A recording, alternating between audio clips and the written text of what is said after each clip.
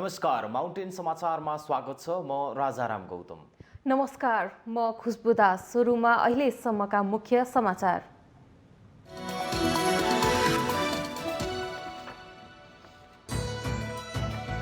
अख्तियार र भ्रष्टाचार सम्बन्धी अदालतका पछिल्ला फैसलाको निष्पक्षतामा आशंका। विकासका काममा अदालतका स्टे अर्डरले समस्या बल्झिँदै।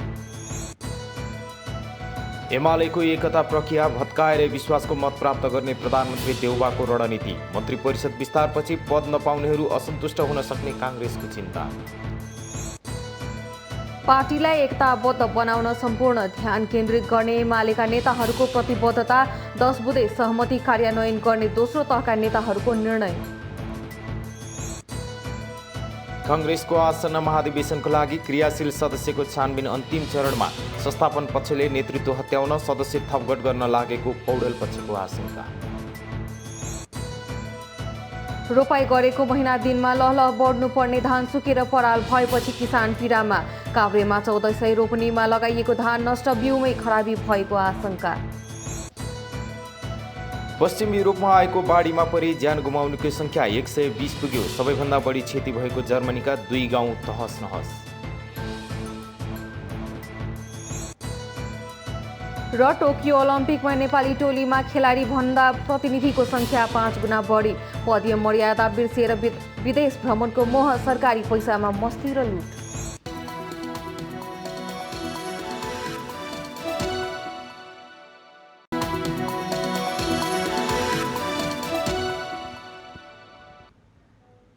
अब समाचार विस्तारमा। मुलुकमा भ्रष्टाचार चुलिएर चरम बिन्दुमा पुगिसकेको छ। भ्रष्टाचार नियन्त्रणको अगुवाई गर्ने अख्तियार दुरुपयोग अनुसन्धान आयोगको सुस्तता र अस्पष्ट कार्यक्षेत्रका कारण पनि समस्या थप चुलिँदैछ। अख्तियारको कार्यक्षेत्रका सम्बन्धमा विभिन्न रिटबारे अदालतबाट स्टे अर्डर दिँदा विकासका कामले गति लिन नसकेकादेखि भ्रष्टाचार नियन्त्रणमा अवरोध पुगेको विश्लेषण गरिएको छ। नातावाद, कृपावाद, घुस र ठगीले सिङ्गो समाज आक्रान्त छ। मुलुकको विकास र प्रगतिको मुख्य बाधक भ्रष्टाचार बनेको छ। भ्रष्टाचार नियन्त्रण गर्न गठित निकायहरू निकम्मा बनिरहेका छन्। अख्तियार दुरुपयोग अनुसन्धान आयोग निष्क्रिय जस्तै बनेको छ। नेपालले भ्रष्टाचार विरुद्ध संयुक्त राष्ट्र सङ्घको महासन्धिमा हस्ताक्षर गरेको वर्षौं भइसकेको छ। तर तल्लो तहका कर्मचारीहरूलाई 100 रुपियाँदेखि 1000 रुपियाँसम्म अनुसन्धान गर्ने, मुद्दा लगाउने, कसुरदार ठहर्याउने, तर उच्च ओहदामा बसेका कर्मचारी, प्रशासक, मन्त्री, सांसद, राजनीतिक दलका नेताहरूलाई उन्मुक्ति दिने आरोप अख्तियार दुरुपयोग अनुसन्धान आयोग र सर्वोच्च अदालतमाथि लाग्दै आएको छ। अख्तियारले फितलो ढङ्गले मुद्दा दायर गर्ने र छानबिनको दायरा ल्याउन नसक्ने, अदालतले उन्मुक्ति दिने काम गरेको आरोप व्यापक छ। यद्यपि भ्रष्टाचार सानो ठुलो हुँदैन, यो दण्डनीय नै हो। तर किन ठूला नेता र कर्मचारीमाथि कानुनी दायरामा आउँदैनन्? गलत काम गर्ने ठेकेदार कम्पनीहरू दण्डित हुनुपर्नेमा किन पुरस्कृत भइरहेका छन्? यो आम नागरिकको प्रश्न हो। भर्खरै मात्रै बालुवाटार जग्गा प्रकरणमा भ्रष्टाचार मुद्दा खेपेका काङ्ग्रेस उपसभापति विजय कुमार गच्छदार धरौटी बुझाएर रिहा भए लगतै जनता आक्रोशित छन्। गच्छदार विशेष अदालतमा गत बुधबार 10 लाख रुपियाँ धरौटी बुझाएर रिहा भए। अख्तियारले ठूला र राजनीतिक प्रकृतिका भ्रष्टाचारका उजुरीमाथि अनुसन्धानमा रुचि राख्दैन। कथम कदाचित उच्च ओहदामा बसेका माथि छानबिन भएर दोषी ठहरियो भने अदालतबाट छिट्टै छुटकारा पाउने गरेको गुनासो जनताले गर्दै आएका छन्। अर्कोतर्फ अदालतका कतिपय आदेशले विकासका काम प्रभावित हुने गरेको थुप्रै गुनासा छन्। अदालतमा मुद्दा परेपछि स्थगनका लागि आदेश दिँदा विकास आयोजनाहरू अलपत्र परेका कैयौं उदाहरण छन्। न्यायमूर्तिहरूसँग सरकारी अधिकारीले सार्वजनिक रूपमै विकासको बाधक नभई साधक बन्न माग गरेको पनि देखिन्छ। खास गरी सडक विस्तार, जलविद्युत आयोजनामा मुआब्जा, क्षतिपूर्ति, वातावरणीय प्रभाव जस्ता विषय अदालतमा पर्ने रिटहरूमा अदालतले तुरुन्त स्टे अर्डर दिँदा आयोजनाको काम रोकिने गरेका छन्। अदालतको प्रक्रियागत ढिलाइ, प्राथमिकता निर्धारणको अभाव जस्ता कारणले विकासका काम प्रभावित हुने गरेको गुनासो बढ्दै गएको छ। मेलम्ची खानेपानी आयोजना, पोखरा विमानस्थल, काठमाडौँको सडक विस्तार, एनसेल प्रकरण, एनजिओ आइएनजिओ र अहिले बुढी गण्डकीको बारे अदालतको आदेशले भ्रष्टाचार, मौलायक र विकास निर्माणका काम प्रभावित भएको बारे चर्चा चलेको छ। अदालतले निजी सम्पत्तिमा डोजर लगाउन नपाउने आदेश दिँदा यो आदेश विकासमा बाधक बनेको छ। न्यायालयले टाउको गनेर भिड हेर्दै फैसला गर्ने हो भने विद्युत लाइन जोड्ने एउटा पोल हाल्न नदिने जनता पनि छ। स्वाभाविक हो, विकास हुँदा कसैको विनाश हुन्छ, घाटा सहनुपर्छ, तर त्यसको उचित क्षतिपूर्ति दिएर विकास निर्माणका कार्य गर्ने विश्वभर प्रचलन छ। त्यसैले कानुन बनाउँदा लोकप्रिय बनाउने तर फैसला लोकप्रिय हुन नसक्ने प्रवृत्तिले विकाससँग अदालतको तालमेल नमिलेको देखिन्छ। ठूला आयोजना र निर्माणका गुणस्तर जोडिएका विषयमा अनुसन्धान हुने हो भने अख्तियारले मुद्दा दायर गर्ने पर्याप्त क्षेत्र छ, तर अदालतले कुन क्षेत्रमा छानबिन गर्ने र कुन क्षेत्रमा छानबिन नगर्ने भनेर तोकिदिएका कारण अख्तियार निष्क्रिय जस्तै बनेको छ। ठेक्का पट्टामा हुने नीतिगत भ्रष्टाचारले देशको अर्थतन्त्र नै धराशायी बनेको छ। समयमा ठेक्का नसक्ने ठेकेदारले सजाय पाउनु पर्नेमा उल्टै लागत मूल्य बढाएर पनि समय पनि थप्छन्। सरकारी अधिकारीहरूले कमिसन आउने कागजमा सजिलै ल्याप्चे लगाइदिन्छन्। सरकारी कर्मचारीले कमिसन पाए तोकिएको भन्दा कमसल सामान हालेर निर्माण गर्न अनुमति दिने र कमिसन नपाए नियमसङ्गत काम पनि रोकिदिने प्रवृत्तिका कारण विकास निर्माणको काम समयमा सम्पन्न हुन सक्दैनन्। स्तरीय कामको त कुरै नगरौं। देशमा नीतिगत भ्रष्टाचारको संगठित जालो नै छ। बन्द कोठामा गरिने कालो निर्णयले राजनीतिक, प्रशासनिक र संस्थागत रूपमा भ्रष्टाचारले जडा गाडेको छ। शक्ति र स्रोतको दुरुपयोग र भ्रष्टाचारलाई बढावा दिने कारणले लोकतन्त्र र सुशासनमाथि हमला भएको छ भने सेवा प्रवाह नै बदनाम। पहुँच हुनेहरूले नीतिगत निर्णयको आडमा राज्यको सम्पत्ति निरन्तर दोहन गरिरहेका छन्। अवैधानिक ढङ्गले लाभ लिन 4 लाखमा बन्ने काम 1 लाखमा पूरा गरेर 3 लाख व्यक्तिको खल्तीमा हाल्ने चलन छ। यी समग्र प्रवृत्तिले देश भ्रष्टाचारको दलदलमा फस्दैछ भने देश विकासले तीव्र गति लिन सकेको छैन। बदलिदो सत्ता समीकरणका कारण विश्वासको बहुमत जुट्ने देखिएपछि प्रधानमन्त्री शेरबहादुर देउवाले मन्त्री परिषद विस्तार अघि नै विश्वासको मत लिन चाहनु भएको छ। एमाले भित्र अघि बढेको एकता प्रक्रिया भत्किदिए आफूलाई विश्वासको मत प्राप्त हुने चाहना बोकेका देउवाले तत्कालै विश्वासको मत लिने बताइएको छ। ओली पक्षमा रहेका जसपाका महन्त ठाकुर पक्षका 5 सांसद उपेन्द्र यादव पक्षमा फर्किएपछि देउवा झनै उत्साहित हुनुभएको हो। सरकार फेर्ने र राख्ने भन्दा पनि अबका दिनमा भएको सरकारलाई टिकाउनु पहिलो आवश्यकता देखिन थालेको छ। विभिन्न कमी कमजोरी नियाल्दै ओली सरकारको विकल्प खोसिसकेको अवस्थामा अब फेरि विश्वासको मत जुटाउनु अहिलेका प्रधानमन्त्री शेरबहादुर देउवालाई त्यति सहज बने छैन। तर अब संविधानको रक्षार्थ भन्दै देउवालाई विश्वासको मत दिने नेपाल पक्षको तयारी छ। यता ओली सत्तामा रहँदा साथ दिँदै आएका जसपाका महन्त ठाकुर पक्षका 5 सांसद उपेन्द्र यादव पक्षमा फर्किए छन्। यसकारण कांग्रेस माओवादीको गठबन्धनमा एमालेको नेपाल र जसपाका उपेन्द्र पक्षले साथ दिँदा सहजै विश्वासको मत पुग्ने आकलन गरिएको छ। यदि देउवाले विश्वासको मत नपाए संसद विघटन गर्नुपर्ने हुन्छ। संसदको रक्षाको लागि भए पनि विश्वासको मत दिने नेपाल पक्षको भनाइ छ। देउवालाई प्रधानमन्त्रीको रूपमा विश्वासको मत नदिने हो भने देउवाले 5-6 महिनाभित्रमा संसद समाप्त भइहाल्ने छ र 5-6 महिनाभित्रमा चुनाव गराउनु पर्नेछ। अर्को अस्थिरता त्यहाँबाट सुरु हुनेछ। राष्ट्रको बजेट त्यहाँबाट खर्च हुनेछ। संसद अल्पायुमै समाप्त हुनेछ।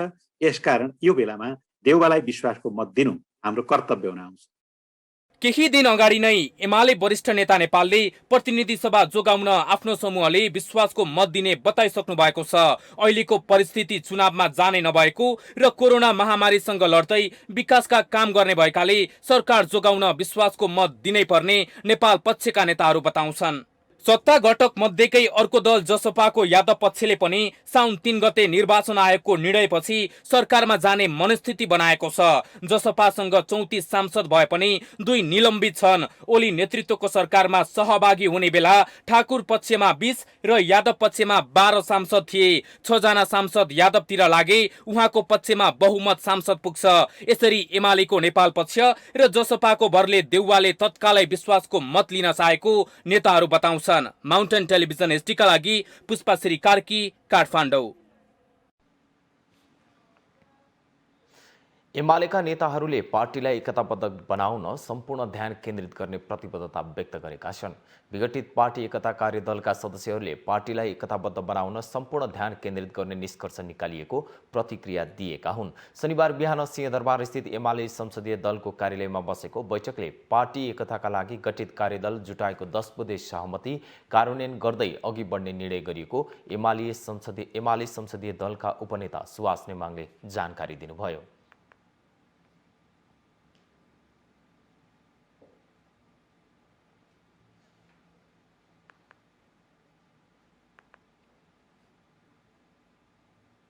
दस बुँदे सहमतिलाई कार्यान्वयन गर्दै अगाडि बढ्दा पार्टीलाई एकताबद्ध बनाउन सकिन्छ।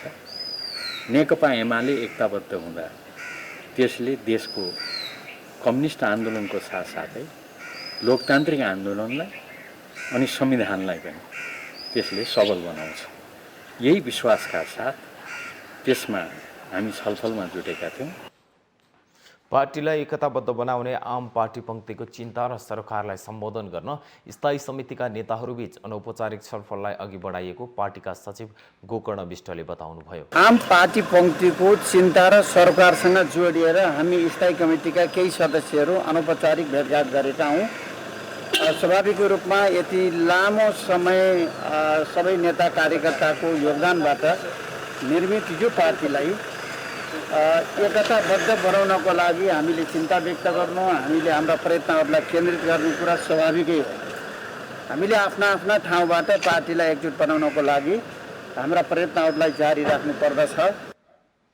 शुक्रबार बसेको एमाले स्थायी समिति बैठक र संसदीय दलको बैठकले पार्टी एकताका लागि गठित कार्यदलले तयार पारेको 10 बुँदे सहमति अनुमोदन गर्दै सृजनात्मक र रचनात्मक ढङ्गले त्यसलाई कार्यान्वयन गर्दै लैजाने निर्णय गरेको थियो।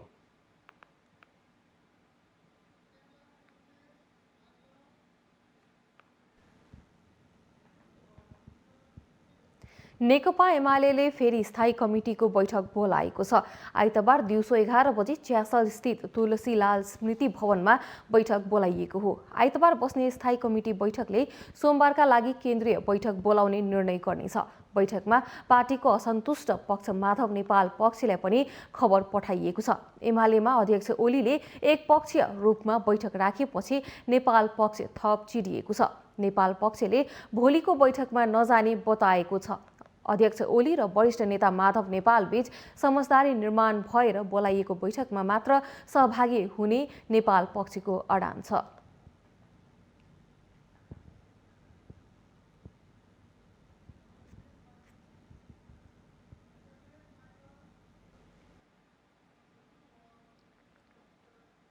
नेपाली कांग्रेसको आसन्न महाधिवेशनको लागि क्रियाशील सदस्यको छानबिन अन्तिम चरणमा पुगेको छ। भदौमा हुने 14औं महाधिवेशनको लागि क्रियाशील सदस्य छानबिनको प्राविधिक काम मात्र बाँकी छ।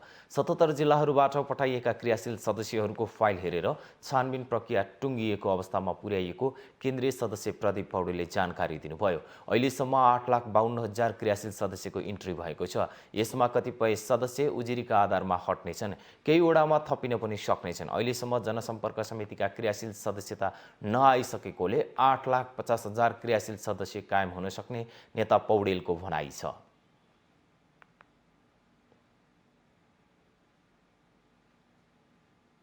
हाम्रो 8,52,000 क्रियाशील सदस्यता इन्ट्री भएको हो। त्यो इन्ट्री भएका मध्येमा कतिपय उजुरीका आधारमा हट्न सक्छन्, कतिपय वडाहरूमा थपिन पनि सक्छन् र जनसम्पर्क समितिको क्रियाशील सदस्यता आइसकेको छैन। यसो गर्दा झन्डै 8,50,000 नै हाम्रो कायम हुन सक्छ। क्रियाशील सदस्यता प्रारम्भिक मतदाता नियमावली भएकोले यो टुङ्गिएपछि धेरै काम सकिने र महाधिवेशनको काम चलिरहने नेता पौडेलले बताउनुभयो। क्रियाशील सदस्यका लागि अधिकांश विषय सहमतिमै टुङ्गिसकेको र यसबाट नटुङ्गिएकालाई मापदण्डबाट टुङ्गाइएको बताउँदै नेता पौडेलले मर्यादा उल्लङ्घन गरेर असहमति जनाउने विषयलाई कडाइका साथ रोक्नुपर्ने बताउनुभयो। 3-4 दिनपछि हामीले सभापतिज्यूलाई सम्पूर्ण सूची बुझाउनेछौँ। सभापतिज्यू कहाँ त्यो सूची गइसकेपछि त्यसलाई सभापतिज्यूले केन्द्रीय समितिमा राख्नुहुनेछ। केन्द्रीय समितिले क्रियाशील सदस्यता नामावली पास गरेपछि त्यसलाई निर्वाचन समितिलाई दिइन्छ। निर्वाचन समितिले सम्बन्धित वडामा आफ्ना प्रतिनिधिहरू मार्फत त्यो क्रियाशील सदस्यता लान्छ र अधिवेशनको प्रक्रिया अगाडि बढ्छ। यो क्रियाशील सदस्यता प्रारम्भिक मतदाता नामावली भएको कारणले यो टुङ्गिएपछि हाम्रो अधिवेशनको धेरै काम टुङ्गिन्छ। यो चाहिँ टुङ्गिने प्रक्रियामा अगाडि बढिरहेको छ। सहमति र मापदण्ड दुवैबाट नटुङ्गिएकालाई पदाधिकारीहरूकोमा पठाइएको र यसरी नेताहरूकोमा पठाउने ओडाको सङ्ख्या 70 भन्दा बढी रहेको नेता पौडेलको भनाइ छ।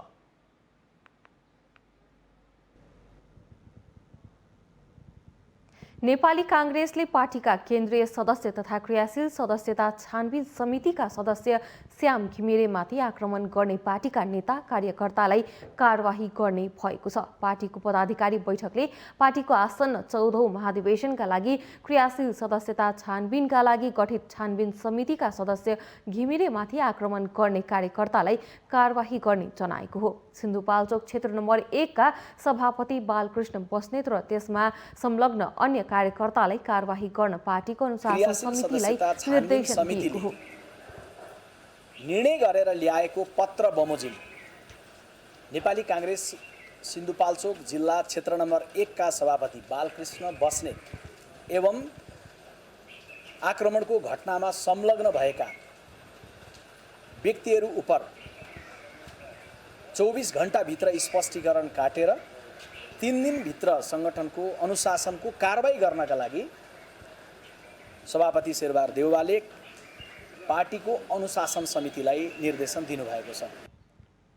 बैठकले क्रियाशील सदस्यता छानबिन समितिलाई सहयोग गर्न पनि पार्टीको सिङ्गो पङ्क्तिलाई आह्वान गरेको छ।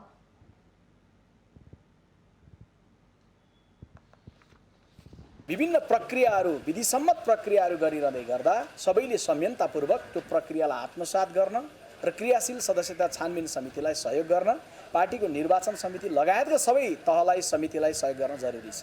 कसैले पनि संयमताभन्दा बाहिर गएर अराजकता प्रदर्शन गर्दै गर्दा पार्टीले त्यसलाई स्वीकार्य रूपमा कहिले पनि ग्रहण गर्न सक्दैन र यो प्रकारको अराजक गतिविधि अस्वीकार्य छ। बैठकले महाधिवेशनको क्रममा कुनै पनि खालको अराजक गतिविधि नगर्न पनि पार्टीका नेता कार्यकर्तालाई सचेत गराएको छ। नेपाली काङ्ग्रेसको आगामी भाद्र 16 देखि 19 गते 14औं महाधिवेशन हुँदैछ। माउन्टेन समाचारमा पालो भएको छ विश्रामको।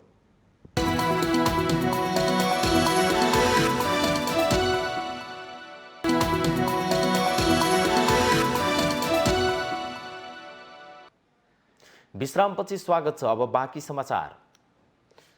जनता समाजवादी पार्टी जसपा अध्यक्ष महन्त ठाकुर पक्षका 5 सांसद अर्का अध्यक्ष उपेन्द्र यादव समूहमा लागेका छन्। अध्यक्ष ठाकुर पक्षका 5 सांसद शनिबार यादव पक्षको बैठकमा सहभागी भएका छन्।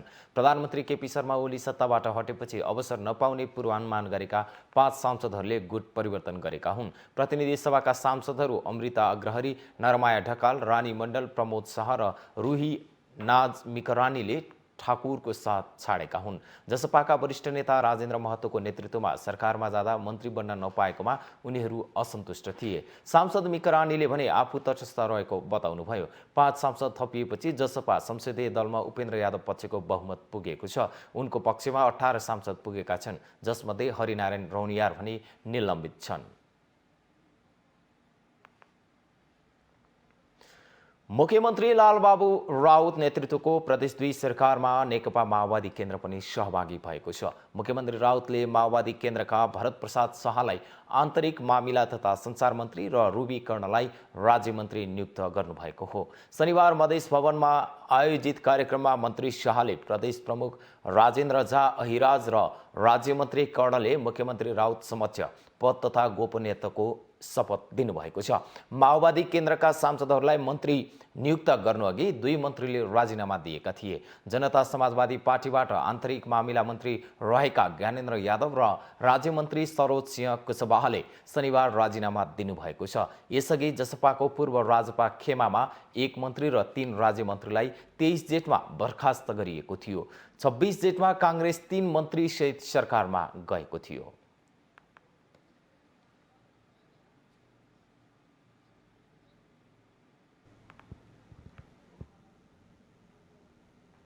काभ्रे जिल्लाको पनौती नगरपालिकामा रोपेको धान सुकेर पराल जस्तो देखिन थालेको छ।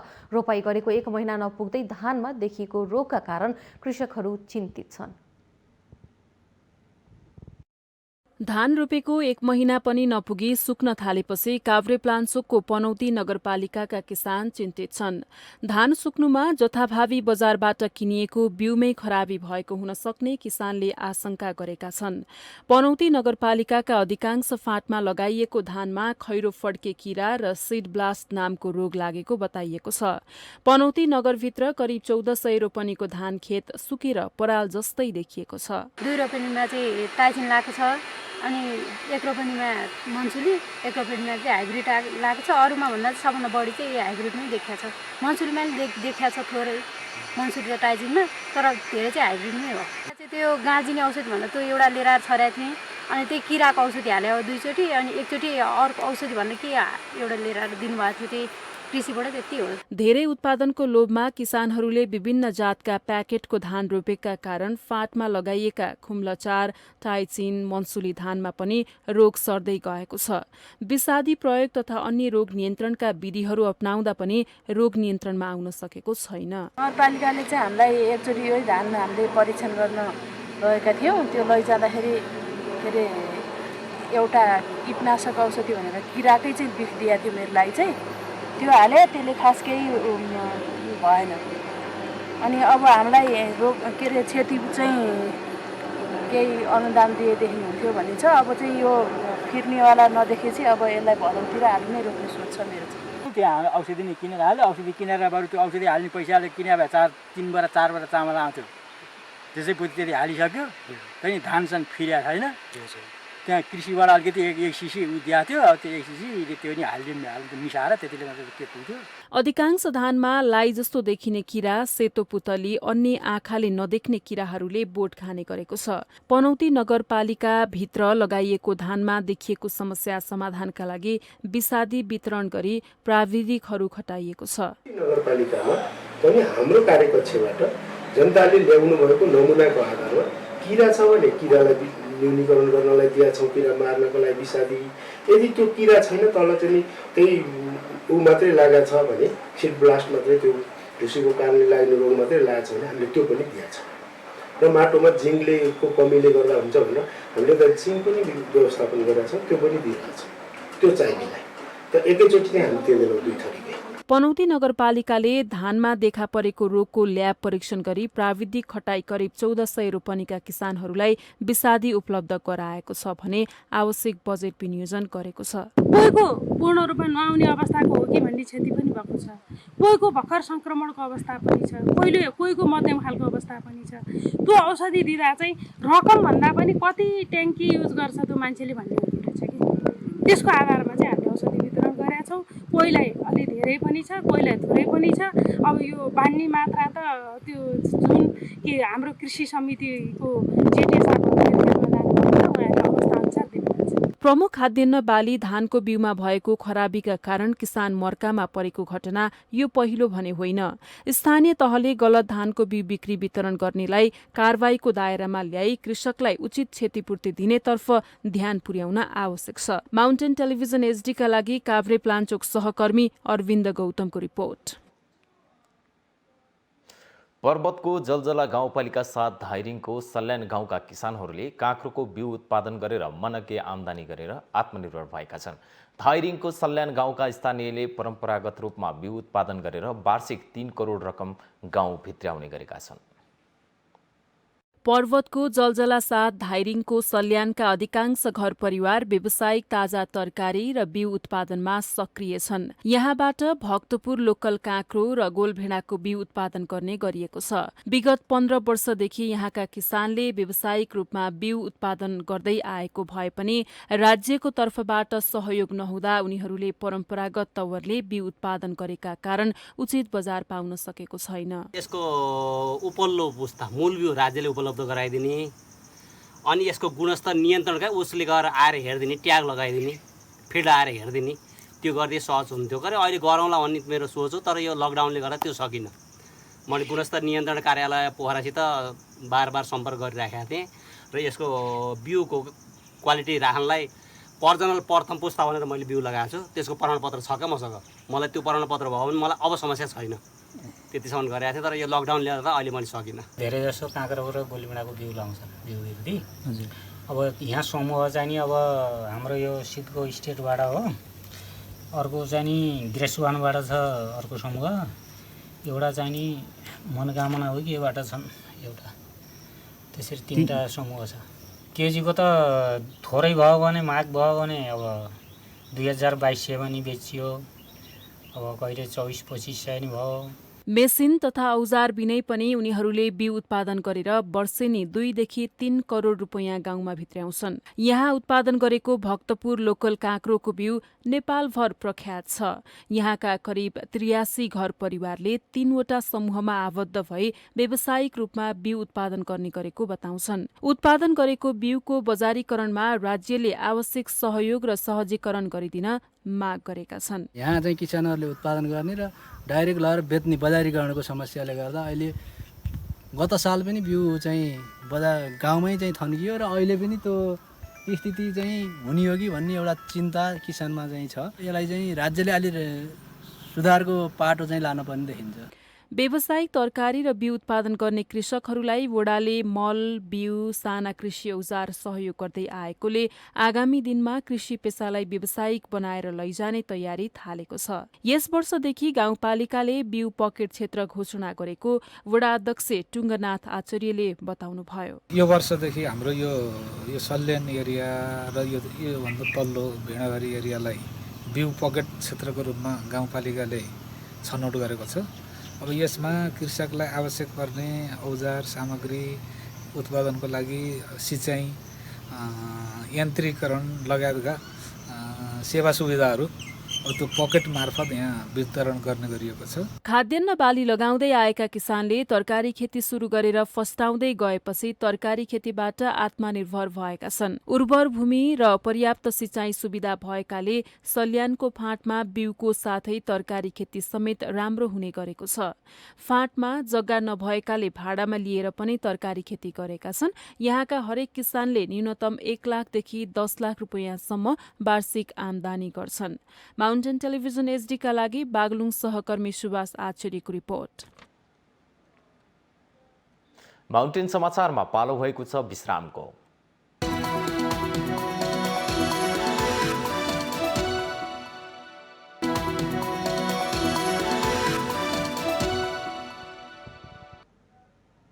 विश्रामपछि स्वागत छ। अब बाँकी समाचार। गाई भैँसी पालनदेखि भूक्षय रोक्नका लागि उपयोगी भएपछि डडेलधुरा आलीतालका किसान नेपियर घाँस खेती गर्न थालेका छन्। गाई भैँसीका लागि मात्रै नभई बचेको घाँस बिक्री गरेर वार्षिक 50,000 देखि 1 लाख रुपैयाँसम्म किसानले आमदानी गर्न थालेका छन्। डडेलधुरामा नेपियर घाँस खेतीतर्फ किसानको आकर्षण बढ्दै गएको छ। घाँस खेतीबाट फाइदा हुने भएपछि जिल्लाको अलीताल गाउँपालिका वडा नम्बर 4 र 6 का किसानको नेपियर घाँस खेतीतर्फ आकर्षण बढ्दै गएको हो। गाई भैँसीका साथै बाख्राका लागि पनि नेपियर घाँस उपयुक्त हुने भएको पाइएको छ। गाउँका खेतका कान्ला मात्रै नभई खोलाखोल्सी सामुदायिक वनमा समेत नेपियर घाँस खेती गरेको देख्न सकिन्छ। गाई भैँसीका साथै बाख्राका लागि मात्रै नभई बचेको घाँसबाट राम्रो आमदानी हुँदा गाउँभरिमै नेपियर घाँस खेती गर्न थालेको किसानहरू बताउँछन्। सबैले सर एक मान्छे पनि प्रयोग गर्ने छुट छैन सर।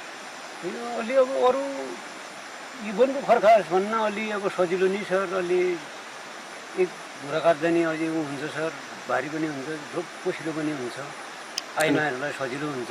अलिअलि त्यो सानो सानो त्यो छानेर केही काट्ने र हेर्नु भन्दा त यो त बेच्यो भने पैसा आउँछ। गाईको लागि धेरै उत्तम, गाई भैँसीको लागि अनि पाठा बाख्राहरूको लागि पनि उत्तम हुन्छ। अलीताल गाउँपालिका परशुराम नगरपालिकाका किसानहरूले डाली घाँस, बकाइनो, किपिलिपी, कोइरालो, टाँकी र नेपियर लगायतका घाँस खेती गरिरहेका छन्। किसानहरूलाई आगामी वर्षका लागि बजेट विनियोजित गरेको भेटेरिनरी अस्पताल तथा पशु सेवा विज्ञ केन्द्र डडेलधुराले जनाएको छ। हामीले आगामी वर्षहरूको हाम्रो परिकल्पना किसानहरूलाई कसरी चाहिँ लागत कम र उत्पादनमा चाहिँ कम लागतमा उत्पादन गरौँ भनेर स्पेसली घाँसमा हामीले यो साल चाहिँ बजेट थिएन, घाँसकै कार्यक्रम भनेर शीर्षकवाइज बजेट थिएन र त्यो ब्रेकडाउन गर्नु पर्यो। अर्को साल चाहिँ हामीले घाँसमा पनि शुद्ध घाँस उत्पादनकै लागि, घाँस विकासको लागि केही बजेटहरू विनियोजन गरे। किसानको खेतको काल्लामै घाँस भएपछि घाँस खोज्न जङ्गल धाउनुपर्ने बाध्यताको अन्त्य हुनुका साथै घरको अन्य काम गर्नका लागि उनीहरूलाई सहज भएको छ। गाई गोरुलाई खुवाउन र बिक्रीका लागि मात्र नभई नेपियर घाँसले बुछेलाई पनि रोक्ने हुँदा घाँस खेती बहुउपयोगी देखिन्छ। स्थानीय तहले कृषकहरूलाई थप आकर्षणका कार्यक्रम लिएर आउने हो भने दुध तथा मासु उत्पादनमा स्थानीय तह अब्बल हुने देखिन्छ। माउन्टेन टेलिभिजन एसडीका लागि डडेलधुरा सहकर्मी विमल जैरीको रिपोर्ट। बागमती प्रदेशका मुख्यमन्त्री डोरमणि पौडेलले बाढी पहिरो प्रभावित क्षेत्रको स्थलगत निरीक्षण गर्नुभएको छ। उहाँले चितवन स्थित कालिका नगरपालिकाको बाढी पहिरोग्रस्त क्षेत्र सिद्धिको स्थलगत निरीक्षण गर्नुभएको हो। उहाँले क्षति भएको यथार्थ विवरण अनुसारको उचित क्षतिपूर्ति उपलब्ध गराउने बताउनु भएको छ। आगामी दिनमा घटना नदोहोरिनका लागि तटबन्धन लगायतका अन्य दीर्घकालीन समाधानको विषयमा छलफल गरेर उचित निर्णय लिने प्रतिबद्धता समेत व्यक्त गर्नुभएको छ।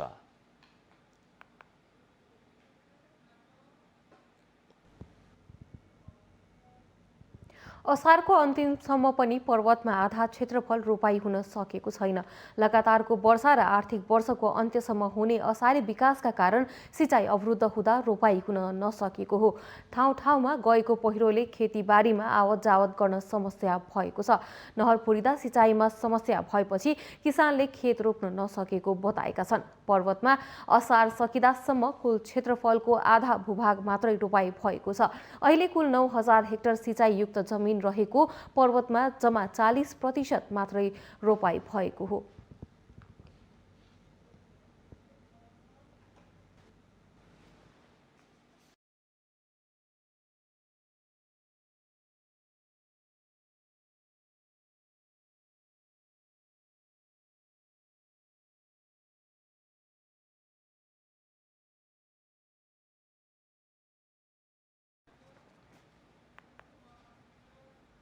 राजकुमार बुढाथोकीको हत्यारालाई प्रहरीले उन्मुक्ति दिन लागेको भन्दै मृतकका आफन्तले रामेछापको मन्थलीमा विरोध गरेका छन्। जनप्रतिनिधिको दबावमा हत्यारालाई प्रहरीले उन्मुक्ति दिन लागेको भन्दै घटनाको सत्य तथ्य छानबिन गरी कारबाहीको माग गर्दै मृतकका आफन्तले मन्थलीमा विरोध प्रदर्शन गरेका हुन्। उनीहरूले नारा जुलुससहित मन्थली बजार परिक्रमा गरी जिल्ला प्रशासन कार्यालय, जिल्ला प्रहरी कार्यालय र सरकारी वकिलको कार्यालयमा ज्ञापन पत्र समेत बुझाएका छन्। साथै मृतकका आफन्तले 1 घण्टा सडक समेत बन्द गरेका छन्। 300 मिटर भन्दा अग्लो भिरबाट लडेर मृत्यु भएको व्यक्तिको टाउकोमा लागेको चोटभन्दा अन्य ठाउँमा कुनै पनि चोटपटक नभएको आफन्तले बताएका छन्। अङ्गभङ्ग हुनुपर्ने, टाउको फुट्या हुनुपर्ने, टाउको उँधो खुट्टो उँभो हुनुपर्ने, यतिजना कुनै काहीँ केही पनि छैन। उसको रगत जिउमा एक थोपो पनि छैन, काहीँ लागेको छैन। त्यस्तो आनन्दले लगाएर यस्तो भिरमा लगाएर ठक्क राखिदिएको छ। एउटा खुट्टो खुम्च्याएर एउटा खुट्टो तन्काएर राखिदिएको छ भने त्यस्तो मान्छे एउटा हुन्छ। त्यो 300 मिटरमा त्यो मान्छे लड्ने भनेअनुसार त्यसरी लडाइँ होइन, हत्यै भएको हो। मार्ने मान्छे त पक्कै झेलमा पर्नु परिहाल्यो। हामीले जोगाएर जोगिन्छौँ छैन। उयो बाँच्नेको चाहिँ के गरी गर्ने भने यथार्थ मान्नु भएँ। मार्न चाहिँ खासै ठाउँमै घरमै खुवाइ पियाइ मारी अरू मद्दत खोजिकन ल्याएर थन्क्याएको छ। त्यहाँ सुकिलो पार वर्ष गर्ने मान्छे नै मैलो देखेको नाति मैले अहिले पनि फोटाएर त त्यो सुकिलो पो छ। लडेर नभई मारेर भिरको फेदीमा लगेर राखेको भन्दै हत्यारालाई उन्मुक्ति दिएमा आफूहरू अन्यायमा पर्ने भन्दै हत्यारालाई आफन्तले कारबाहीको माग गरेका छन्।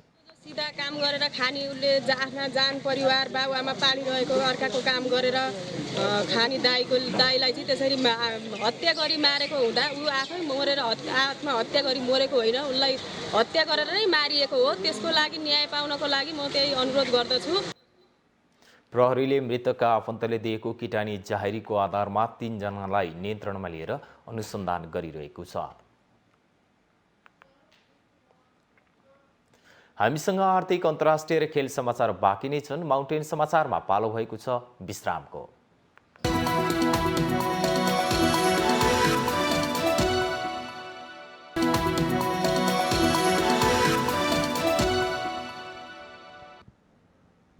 विश्रामपछि स्वागत छ पालो आर्थिक समाचारको।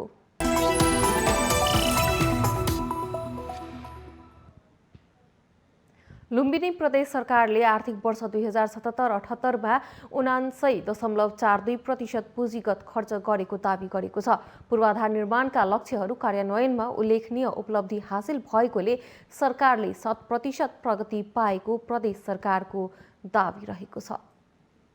केन्द्र सरकारले पुँजीगत खर्च गर्न नसकिरहेको अवस्थामा लुम्बिनी प्रदेश सरकारले पुँजीगत खर्चतर्फ करिब 100% खर्च गर्न सफल भएको छ। प्रदेश सरकारको अनुसार 79.42% पुँजीगत खर्च गर्न सफल भएको छ भने चालु खर्चतर्फ 77.56% खर्च गरेको छ। औसतमा 88.76% बजेट कार्यान्वयन गरी इतिहास रचेको प्रदेश सरकारको दावी छ। यसलाई 100% भन्न पनि मिल्छ, किन भन्दा 99.42% आजसम्म नेपालको इतिहासमा, चाहे त्यो सङ्घीय सरकार भन्नुहोस् वा अहिले नवगठित भनौँ न प्रदेश सरकारका यो लुम्बिनी बाहेकका अरू कुनै पनि सरकारले, कुनै पनि प्रदेशले चाहिँ अब यो 99.42 पुँजीगत खर्च गर्ने अहिले समर्थ राख्दैन र लुम्बिनीले एउटा आफ्नो ब्रान्ड चाहिँ बनाएको छ। आर्थिक वर्ष 2077-78मा पुँजीगत तर्फ विनियोजित रकम 18,61,49,52,000 मध्ये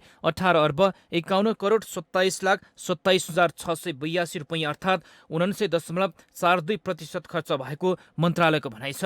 प्रदेश सरकारले भौतिक प्रगतितर्फ उत्साहजनक प्रगति भएको र साउन महिनाको दोस्रो साताभित्रै प्रदेश सरकारले यसको समीक्षा गरी समग्र तस्बिर जनसमक्ष ल्याउने बताएको छ।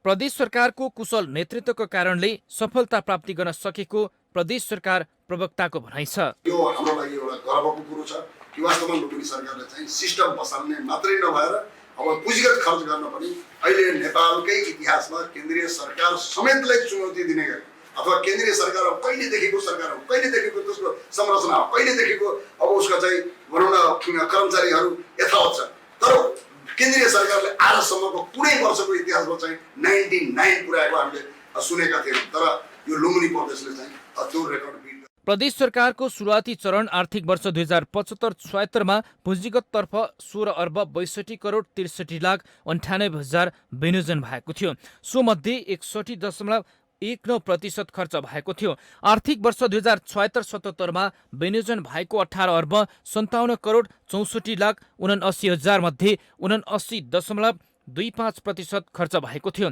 प्रदेश स्थापनादेखि गत आर्थिक वर्षसम्ममा बजेट खर्चमा प्रगति बढ्दै गएको छ। माउन्टेन टेलिभिजन एसडीका लागि रूपन्देही सहकर्मी विमल छेत्रीको रिपोर्ट।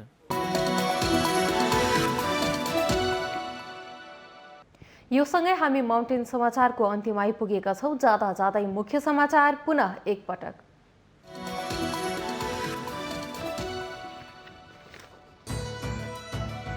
अख्तियार र भ्रष्टाचार सम्बन्धी अदालतका पछिल्ला फैसलाको निष्पक्षतामा आशंका। विकासका काममा अदालतका स्टे अर्डरले समस्या बल्झिँदै। एमालेको एकता प्रक्रिया भत्काएर विश्वासको मत प्राप्त गर्ने प्रधानमन्त्री देउबाको रणनीति। मन्त्री परिषद विस्तारपछि पद नपाउनेहरू असन्तुष्ट हुन सक्ने काङ्ग्रेसको चिन्ता। पार्टीलाई एकताबद्ध बनाउन सम्पूर्ण ध्यान केन्द्रित गर्ने एमालेका नेताहरूको प्रतिबद्धता। 10 बुँदे सहमति कार्यान्वयन गर्ने दोस्रो तहका नेताहरूको निर्णय। काङ्ग्रेसको आसन्न महाधिवेशनको लागि क्रियाशील सदस्यको छानबिन अन्तिम चरणमा। संस्थापन पक्षले नेतृत्व हत्याउन सदस्य थपगट गर्न लागेको पौडेल पक्षको आशंका। रोपाई गरेको महिना दिनमा लहलह बढ्नुपर्ने धान सुकेर पराल भएपछि किसान पीडामा। काभ्रेमा 1400 रोपनीमा लगाइएको धान नष्ट, बिउमै खराबी भएको आशंका। पश्चिम युरोपमा आएको बाढीमा परि ज्यान गुमाउनेको संख्या 120 पुग्यो। सबैभन्दा बढी क्षति भएको जर्मनीका 2 गाउँ तहस नहस। र टोकियो ओलम्पिकमा नेपाली टोलीमा खेलाडी भन्दा प्रतिनिधिको संख्या 5 गुणा बढी। पदीय मर्यादा बिर्सिएर विदेश भ्रमणको मोह, सरकारी पैसामा मस्ती र लुट।